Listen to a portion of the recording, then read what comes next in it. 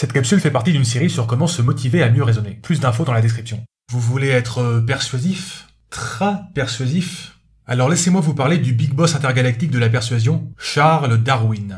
Lorsque Darwin a publié son livre sur la théorie de l'évolution, c'était un livre complètement iconoclaste, qui challengeait radicalement la vision du monde de l'époque. Darwin a même confié à un ami que lorsqu'il argumentait en faveur de cette théorie, il avait l'impression d'avouer un meurtre, voir lien dans la description. Et ce livre a provoqué de nombreuses années de shitstorm. Mais, en moins d'une décennie, la majorité de la communauté scientifique a finalement été convaincue par la théorie de l'évolution. Alors, comment Darwin s'y est-il pris pour faire changer d'avis une audience qui était aussi hostile à la base? Eh bien, il suivait une règle d'or contre le raisonnement motivé, que je vais vous traduire.